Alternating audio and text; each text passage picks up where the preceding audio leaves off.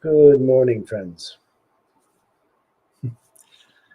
Thanks for joining us here this morning. A journey home meditation for the morning sit. This morning, we're going to share a little bit of breathing, some meditation practices, some contemplation on some thoughts, and probably a little poetry. I'm Michael, and I am happy to be here this morning.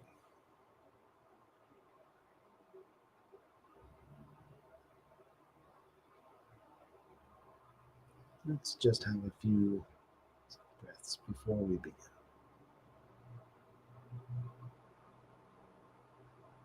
Welcome in the sound of the bell.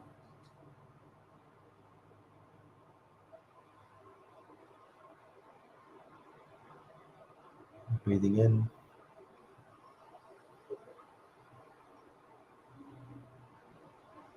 and release.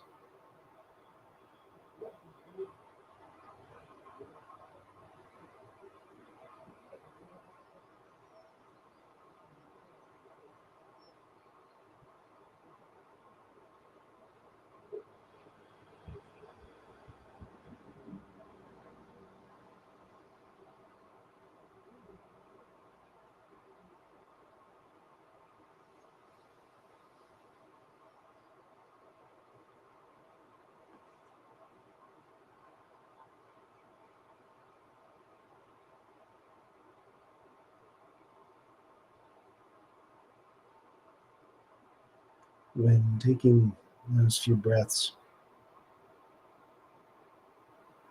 the practice moves beyond just pausing and goes deeper into an exploration of what it is that I'm holding in my body. And for me, the three breaths is a process. And so it begins with the first breath of breathing in recognizes that I'm in my body. I'm in this body. This is what is my vehicle. This is my container. My second breath recognizes the places in which I might be holding a tightness or some sort of a anticipation or anxiety. If I'm holding it in the top of my neck, I'm sort of retaining breath there, holding my breath at any moment. If I'm holding an uncomfortable amount of strain or stress, I recognize it from the first breath into the second breath. And as I breathe in, I start to focus in on those places. And I bring the breath with my thoughts to that place in my body. And it's almost like using your imagination. Your imagination is actually really a powerful tool. It's a gift. It's a wonderful thing that we have. And I use that to imagine that breath filling that place in my body. And when I breathe out, I imagine it like a balloon, just releasing its air, just coming down. And I find that conscious attention and awareness to those stuck places in my body can sometimes be enough to help release them. And then the third breath I bring in love and forgiveness. And then when I release love and forgiveness. And the question is, forgiveness of what? What do you mean forgiveness? For me, the word holds within it the meaning, forgiveness, forgiving. This is what I have to give. And I have a lot of things to give. I have a lifetime of experience of both causing pain and having pain in my life and having causes of pain affect me. I have a lifetime of experience of using the wrong words at the wrong time, I have a lifetime of experience of speaking or behaving without awareness. And my forgiveness, what I have to give, is the experience of knowing this is not the path I want to take. I don't want to continue causing harm. I'd like to reduce that harm. I'm not going to be perfect, and no one is going to be perfect in the sense that we are going to be able to move through this life without causing harm sometimes, because we all are. That's one of the natures of having this individual body in a collective state. We're going to brush up against each other. But my forgiveness in those breaths, in that final breath, is I give my understanding that I and you, that we are going to be imperfect today. And just for this breath, just for right now, I'm going to say, okay, I understand. I may lose that. I may lose that in an interaction. I may lose that when I am activated into some sort of sense of injustice occurring, or I may lose that when I am being protective of something or defensive of something. I may lose that understanding, and that's bound to happen at some point. But just for this moment, I'm breathing out love and forgiveness. And that's my practice. That's what's happening in my internal processes with 3 breaths. I just wanted to share that with you. I don't know if it's something that you want to consider, what it is that you could do in your 3 breaths, where it is in your life that you find those 3 conscious and aware breaths could start to shift from the center, right? Just a slight shift in direction. And, I've been thinking a lot lately about, pardon me,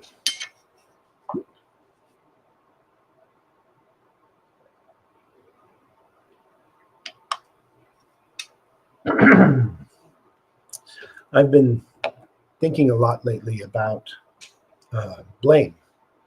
Blame is something that seems to almost be like a fundamental part of our culture.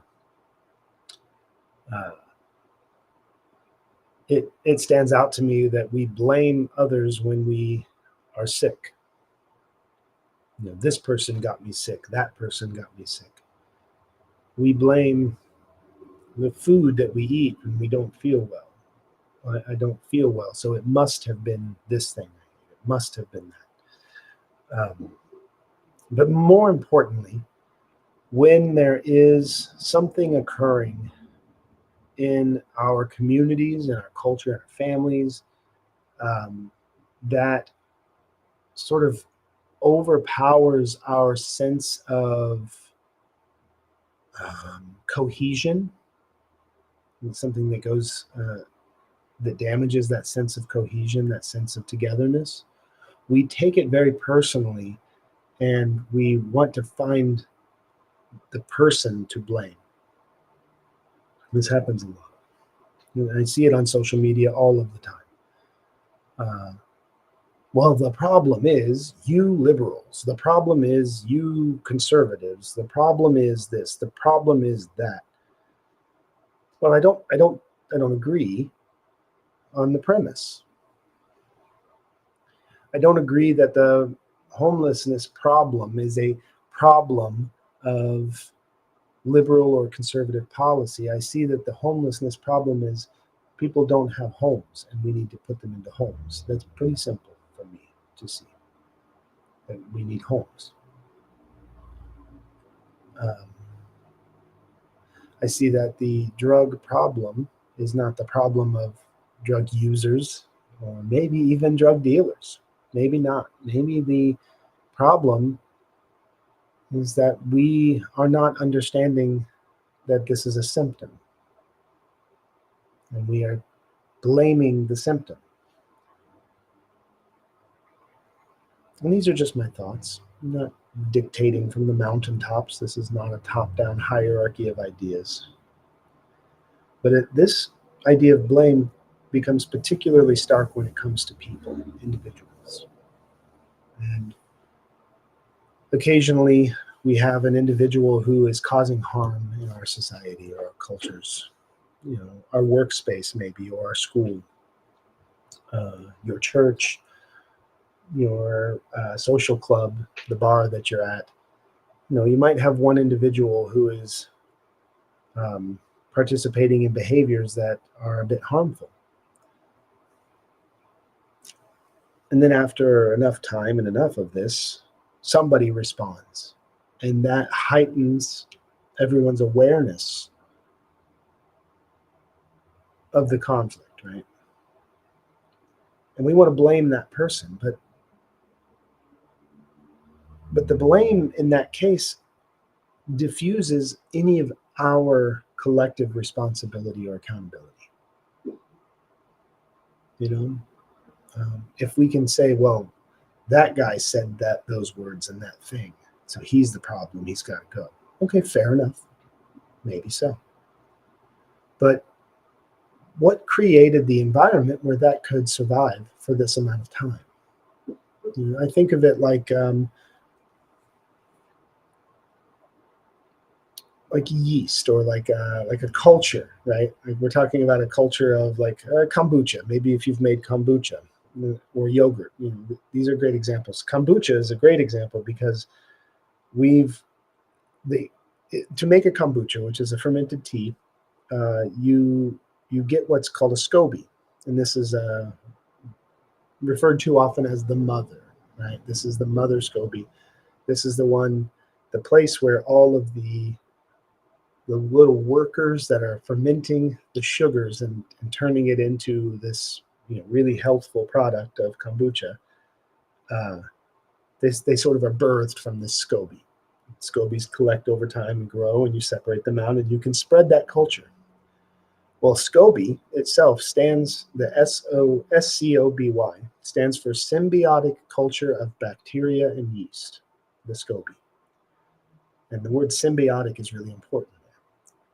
This is a balance of a thing that allows for the parameters exist to allow this to fester, this bacteria that feeds on the yeast, all of these things, the yeast that feeds on the sugar, all of this. And there's not one particular element in that kombucha that is responsible for the shift. It's a symbiotic relationship. And I think of our communities and our cultures in the same way. We are creating parameters by which our values exist. And if our parameters are as such that we allow for and accommodate harmful language, harmful thoughts, harmful behaviors, because we are unwilling to see them as symptoms of a greater problem, then how is it possible that we can only diffuse all of that by blaming one person? How is that going to change the culture?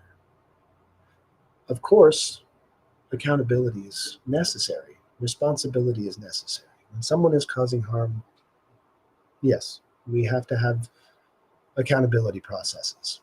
And that person is personally responsible for their behaviors, absolutely. And that person is also a part of the symbiotic culture that is housing them, creating them, cultivating them and those behaviors. So the question isn't just who do we blame, but how do we allow this to change us? How do we allow this to transform us? So when somebody is causing harm, unless I am also willing to inspect my patterns of behavior, my patterns of language, my patterns of thought, uh, then I can't truly expect for this to have a change in the greater group.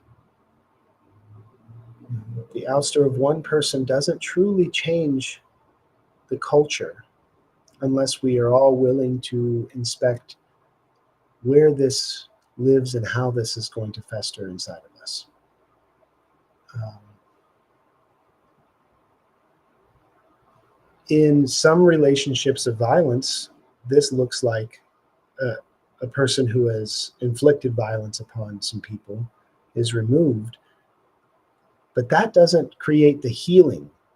It removes the threat and removes the opportunity for violence from that person to the group. But unless the group has the ability to process this together, to be able to move through the understandings of how that violence has affected them, unless there is the tools, the resources, and the space being held for healing with the people affected by this, then that violence has a really large opportunity to fester and continue its cycle. And I say this from personal experience. Children who grow up in violent homes have a larger tendency to either be more forgiving of violence in the home later in life or to perpetuate violence in the home later in life. And that's not like a cut and dry, this is what's going to happen, but this is what we see.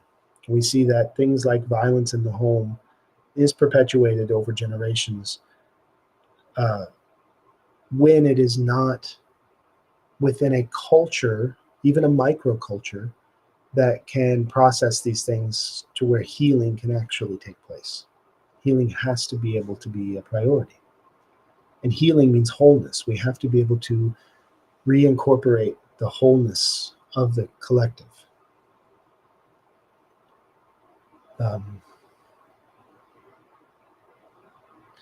what we see right now, what I see right now, often on social media, is the blame ends up becoming a massive amount of othering. And now we have an entire culture of people who are perpetuating their anger, their resentment, their pain, and their victimization, the thing that harmed them, back onto others. But there's not a lot of opportunities that people are saying, hey, I'm here to hold space for your anger and resentment as a way to heal it and you and me and us.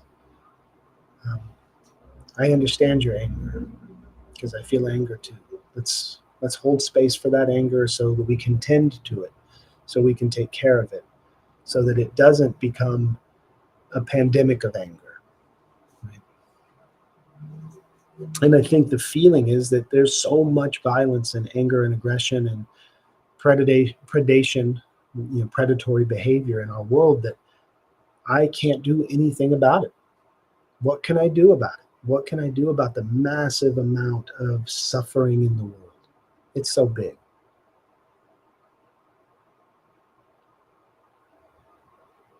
And some days I don't know what to do, but I have teachers who have helped. And the teachings of what has helped. And the teachings are that when you do the work to be with your own suffering in a way that holds space for it, you can sit with another and their suffering and hold space for them.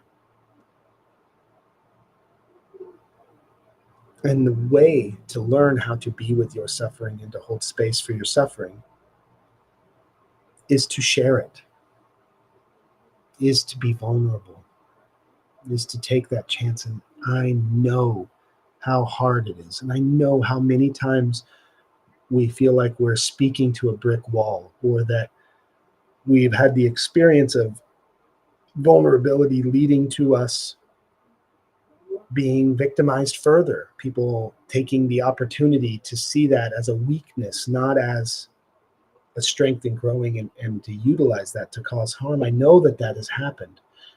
And I know that we have the ability to find and cultivate healthy relationships of compassion and love and forgiveness with one another. And it has to begin right here. And it can begin with 3 breaths. There's no magic elixir. 3 breaths isn't the cure all for everything, but it's a beginning. It's a place to start today. It's a place that I try to remember to start. And if I start at that place, I have a far better likelihood of going in the direction that I want to go.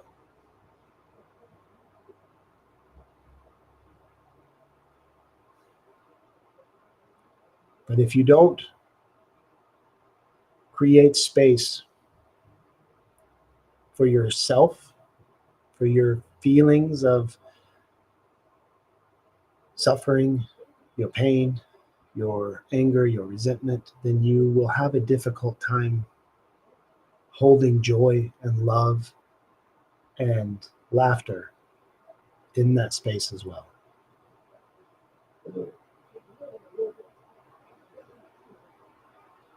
You know, I've talked about it. I've got friends who they're really good at crying. I have one friend in particular who she is really good at crying. She has really been able to exercise that practice of being able to just cry, to just let it come with joy, with happiness, with sorrow, with sadness, uh, with love, with fear. Finding that ability to allow that to process as crying, I think, uh, is why she is so able to smile and laugh. Uh, I know for me, I was asked, somebody, I guess, noticed or sees me. They saw me at the grocery store. They see me there a lot. I'm at the grocery store a lot. In our small little village here, the grocery store is the community center. It's where we see everyone that we know. And there's a good chance that you're not just going to get in and get out of the grocery store here. You're going to run into a few people that you know, and you're going to have 4 or 5 conversations in different sections of the grocery store with different people. And I see this person often there, and they said to me one day, they stopped me and said, you are always smiling. And you come through here and you're always smiling. And she said, but I don't feel like it's a show. So what is it? And I said, well, I'm genuinely happy to be here because there's always the chance that I'm not going to be here. There's always the chance that I'm not going to be able to move out of my bed, or there's always the chance that something could happen that could mean that you and I aren't here seeing each other. So I'm happy when I get to see you. But mostly, I can be happy because I know how to be sad. And I didn't always know how to be sad. I didn't always know that it was okay to be sad. It was pathologized. Oh, you're feeling sad? Are you depressed? Maybe you're depressed. There's really good medication for that. Or, maybe you need to talk to somebody about all of your problems. Like, oh, yes. Would you work?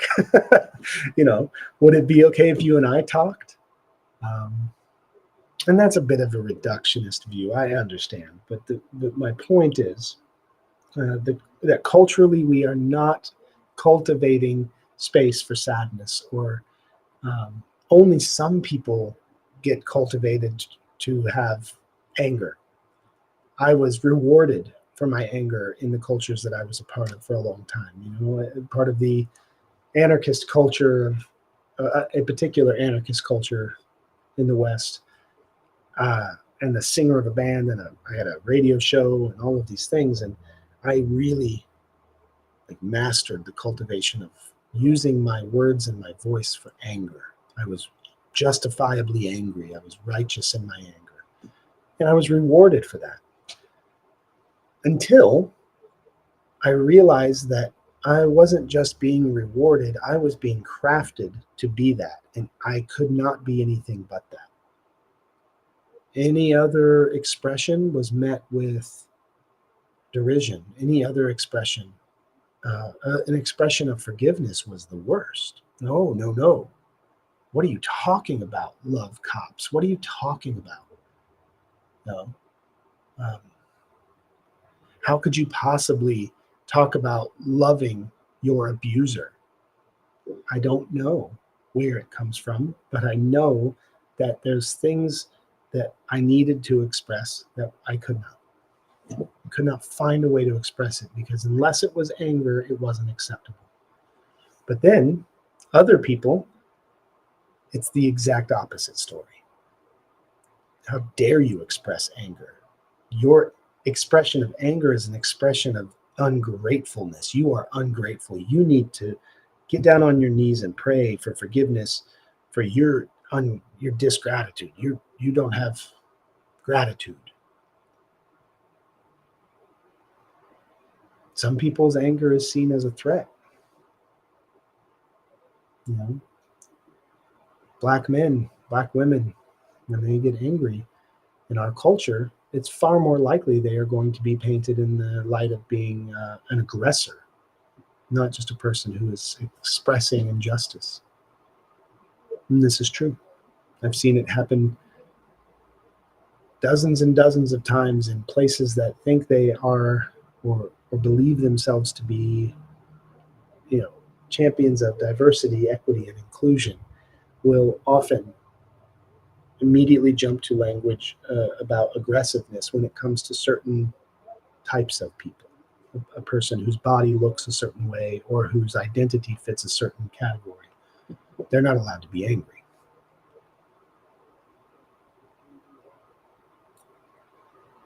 And I had to learn how to be something more than just the one thing, which was such a gift. To be able to go, you know what, I am angry, and I am forgiving, and I am happy, and I am sad, and I am in love, and I am terrified, and I am confident, and I am insecure. Like, okay, then it is possible for me to be all of these things at one time. And if that's true, then it's also possible for me to have agency, which means that I can participate in the way that I feel and the way that I express consciously. I can have awareness of what's motivating my expression and then decide, is this going to bring me more pain and suffering, or is this going to relieve pain and suffering? Simple question. Is my venting to you going to be a vent? Am I going to vent my anger and let it go? Like, that's what a vent is. It opens up and it allows things to pass through. Or is my conversation where I express anger with you going to be me practicing anger? And then I'm going to do the same conversation with 4 people at work. I'm going to talk about the boss in a really angry way with 4 different people at work. And each person I'm going to say, can you believe what they did? Well, let me tell you, this, and this. And then the next person, can you believe what they did? And you say the same story 2, 3, 4 times. You are not venting, you are practicing anger. And unless the person you're talking about is the person you're talking to, the chances of you resolving that situation are pretty slim to none. But that person is the one who's getting the blame to diffuse your responsibility to arrive. And I want us to arrive. I want you to arrive. I want to arrive.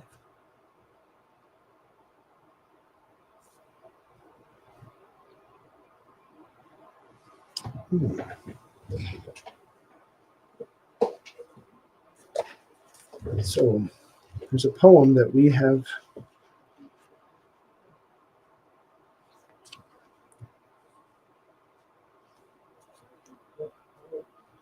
Let me just, 1 second.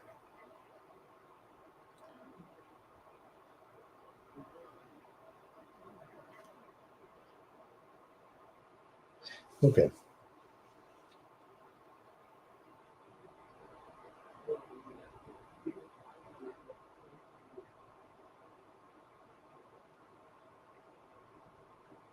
Well, there's a couple options here for a poem that I just.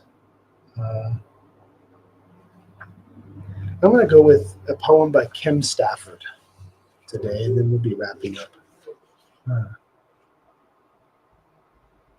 Kim Stafford is the son of William Stafford, uh, and I've had the great pleasure and joy of doing some poetry readings with Kim Stafford in the early 2000s, 2003, maybe 2004 as well, and had some great conversations.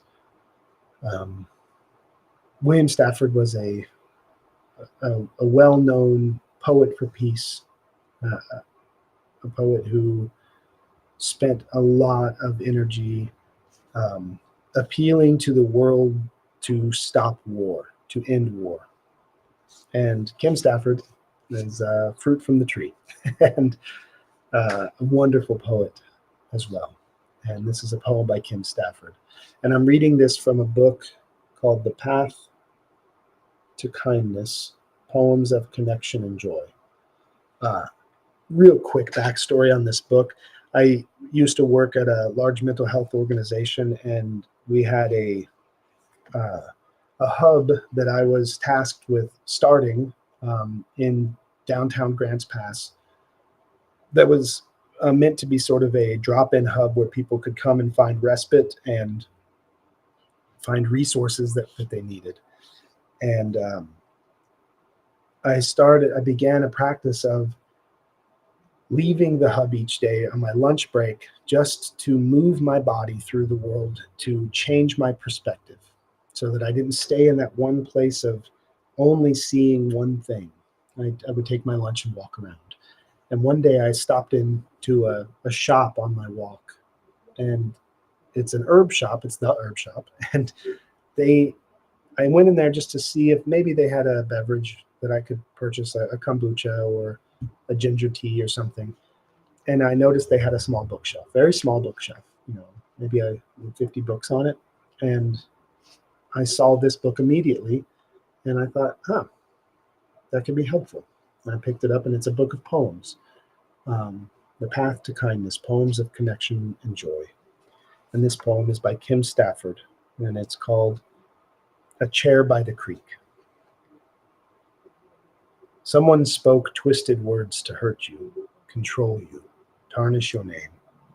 Good thing you have this chair out under the cottonwoods where leaves swivel trouble away. A nosy neighbor shouts across the property line something about your right to be. Good thing those words were swallowed by the friendly rattle and chuckle of the creek. Settled in your chair, enchanted by moving water, your thoughts turn green, your heart fills with a slanted sunlight, whisper of aspen. You put all words of envy, anger, and greed into the sound of moving water and listen as they float away. It's just an option. It's just an option. We have many options, some of us more options than others. But in any moment, the thing that's going to invite in your options is the breath. So let's end today with just a few more breaths.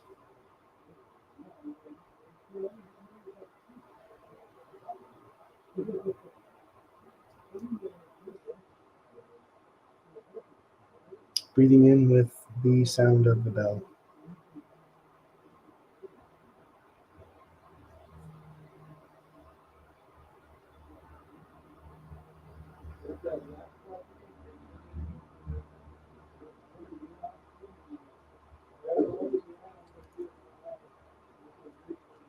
Well, I don't use an actual bell for these sessions because for some reason the audio of an actual bell overrides my system and it cuts out all of the other audio, something I need to figure out. So I'm using a digital bell. A pre-recorded sound is actually what it is. It's a real bell. But let's try again. Breathing in.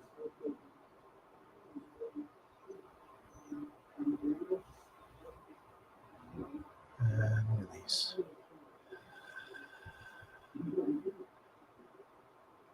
Breathing into that space of stuckness or tension in the body, a place you're holding onto something that needs to be released. Breathe in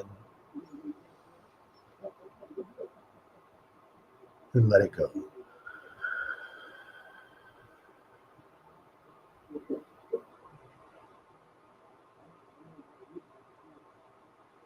Breathing in love and forgiveness.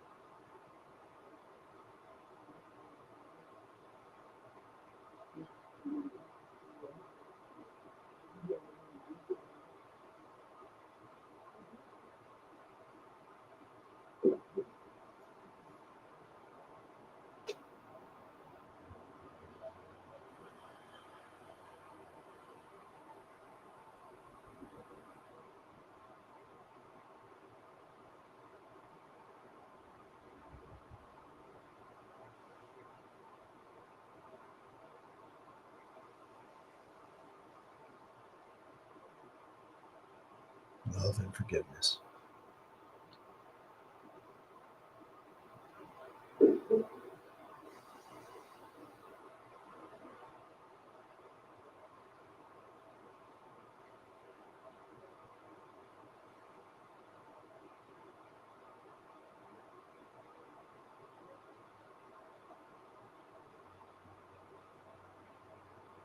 Just give it away. Just give it away.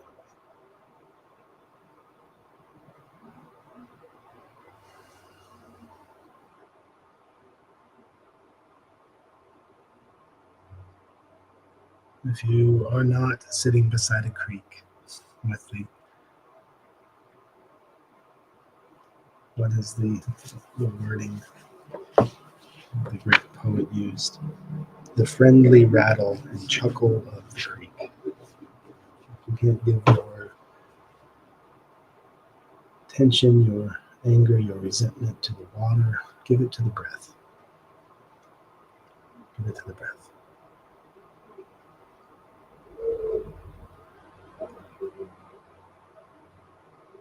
It's all water anyway.